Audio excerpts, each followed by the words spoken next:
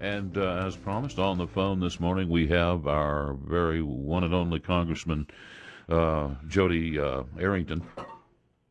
Are you there? Good morning reporting from the swamp. The swamp. Yes, you are. Yes. Oh, Congressman, it just gets swampier, Dave. I know we have so much to talk about, but I got one burning question that just keeps going around in my head. I keep seeing that the Democrats, it's the socialists who seem to be leading the pack, and now we have Elizabeth Warren, who I do believe in my lifetime has come up with some of the craziest, most far-out left ideas, and it seems like that at least the Democrats are embracing those. Tell me, Congressman, has the country moved that far left? Well, I think the Democrat Party has certainly moved that far left. That's frightening. I think our society, quite frankly, I think our culture has moved to the left. I mean, that's my honest assessment is we've lost a lot of the culture battle, not in West Texas, but around the country for sure. I don't think our country, with moderate Democrats, independents, and certainly conservatives taken together, are ready to take the road to ruin that Venezuela, Cuba, and other socialist countries have. I think Warren is way too radical in her socialist ideas for mainstream America, and I think having her at the top of the ticket only helps our chances of having 4 more years of our chief drainer, swamp drainer, Donald J. Trump, and that's something that I'm certainly hoping for as the outcome to the 2020 elections. So, Congressman, Nancy Pelosi announced it right before the Democrat debate, and I think that she's trying to hide it a little bit, but it looks like, and I could be completely wrong in my assessment of this, but is it possible that she does not have the votes to open an official inquiry on impeachment? I think that if she called it to a vote, she'd have the votes. Here's the problem, and this is what we're watching her awkwardly try to do. She wants to have the appearance of a formal impeachment process without any of her members taking the tough vote. Now, as I've said on your show before, there are 44 Democrats who won in the midterm elections by less than 5%. Those folks do not want to be on record as voting for impeachment because their constituents think this is an absolute waste of time, like the Russian collusion hoax. And they've got, on top of that, they've got nothing notable in terms of legislative achievement to show for their time.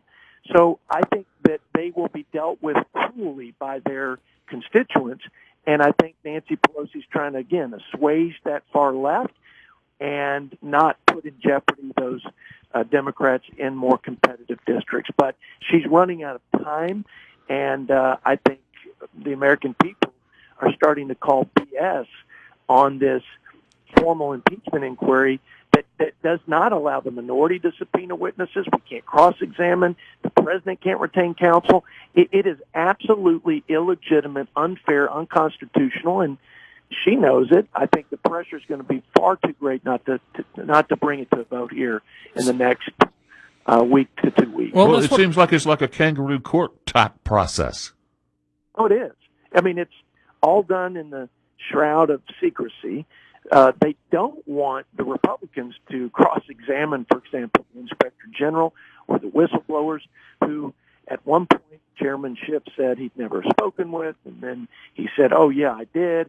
They didn't check the box on their form to the IG that they actually had spoken, quote, spoken or colluded or coordinated with the Democrat chairman's office. So there's a lot of things that smell, and if they open this up to a formal impeachment inquiry, the American people, along with us, will get to see the truth of the matter, and I think the truth will be that there's no there, and this is purely political. So, Congressman, one of the things that I see with this is they're going to have to take a vote at some point, either for an official inquiry or they're going to have to put their name on an actual impeachment.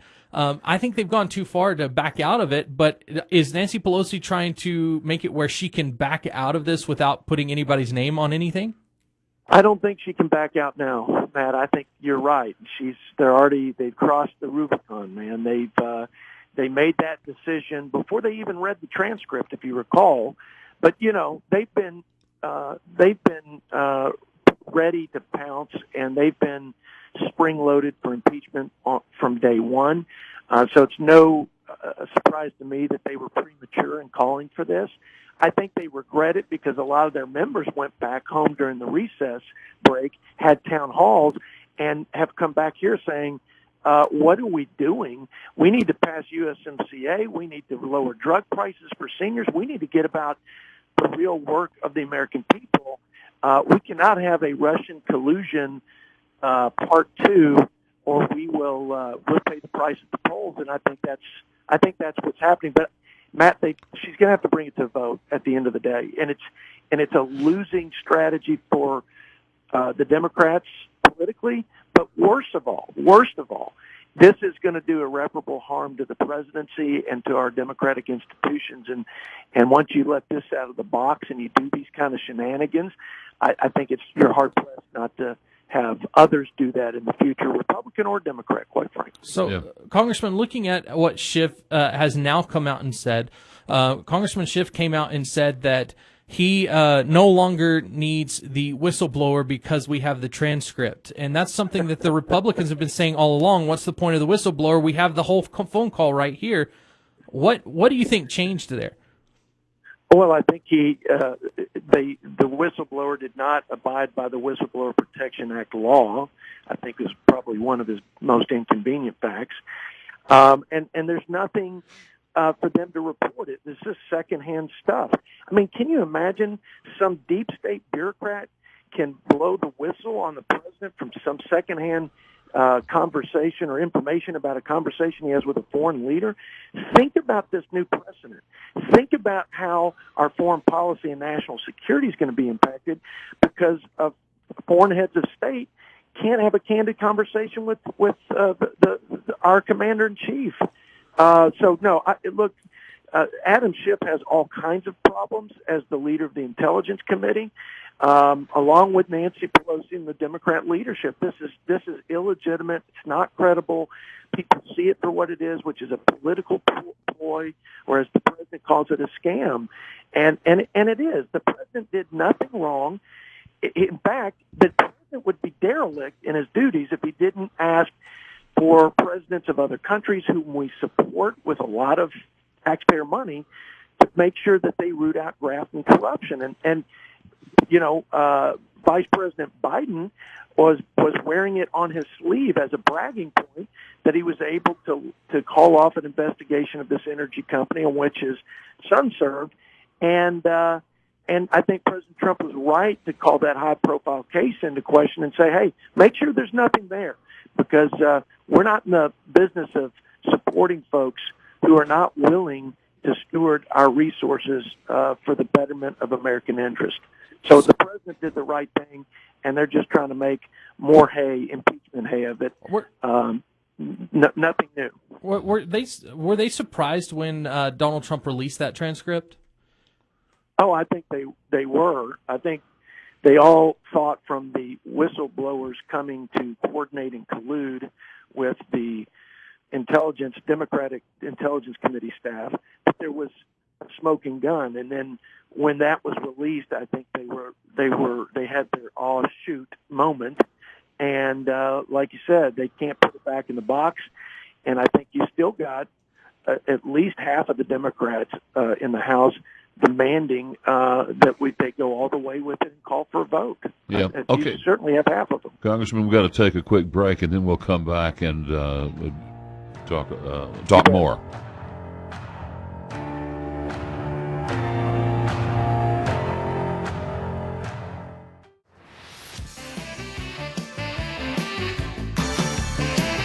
And we're back here on KFYO Mornings with Dave and Matt at 6:22 a.m. and back on the phone with Congressman Jodey Arrington. Congressman, so how do you think things are progressing right now in D.C.? I think they're regressing, and I think they have digressed to more harassment of this president instead of doing the work of the people. There's one issue that we're taking up this week in the Ways and Means Committee, in which I serve, drug pricing for seniors. We had a bipartisan legislative reform that would have gone a long way to bring costs down for our seniors and save taxpayers money. And they've pulled that, and now they're going with a straight partisan, big government sort of socialist takeover of the drug market, which will kill innovation and ultimately will be just like a lot of these other third world countries when it comes to access to life-saving drugs. So something needs to happen there. There's a great bipartisan opportunity, just like surprise billing, just like USMCA and some of our trade deals. But things have just gotten, if you can't imagine it, more hyper-partisan and less productive.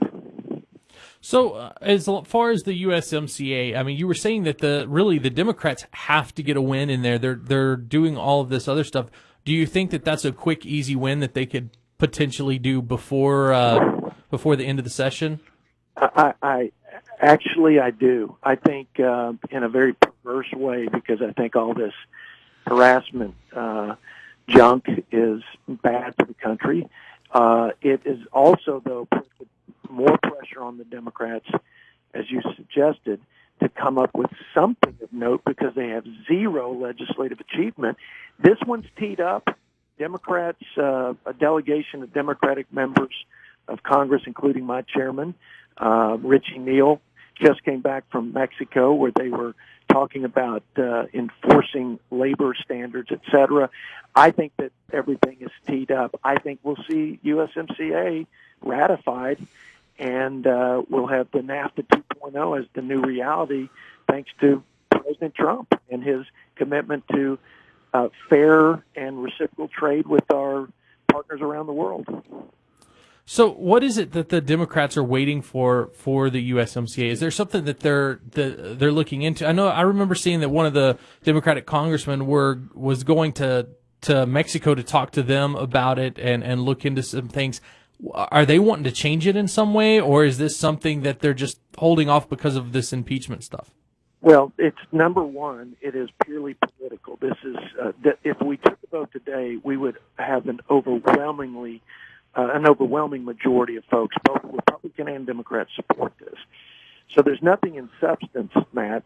They talked about the aluminum and steel tariffs as the barrier. President Trump lifted them. They talked about labor and environmental standards. Those were enhanced significantly over NAFTA. They talked about Mexico. We can't be sure that Mexico will ratify them. Mexico was the first country to ratify them. So there's nothing on substance. It's purely Pelosi's fear of giving President Trump a win going into 2020. Well, and a potential boost of the economy. I mean, this could be a huge boost to the economy if it passes. Well, it will be a boost to the economy. Look, we have seen ag, just looking through the lens of Texas and West Texas, we've seen ag exports quadruple since NAFTA. It supports 1 million jobs in Texas. If we pass USMCA, and I believe it will be ratified, we will see $70 billion in additional economic impact, 170,000 plus jobs come online as a result. This will continue the growth in our economy, and it will help our president and a Republican majority because we win on economic policy issues, and people have already absorbed what has happened with free market policies like the tax cuts and regulatory relief that's given us historic growth over the last couple of years.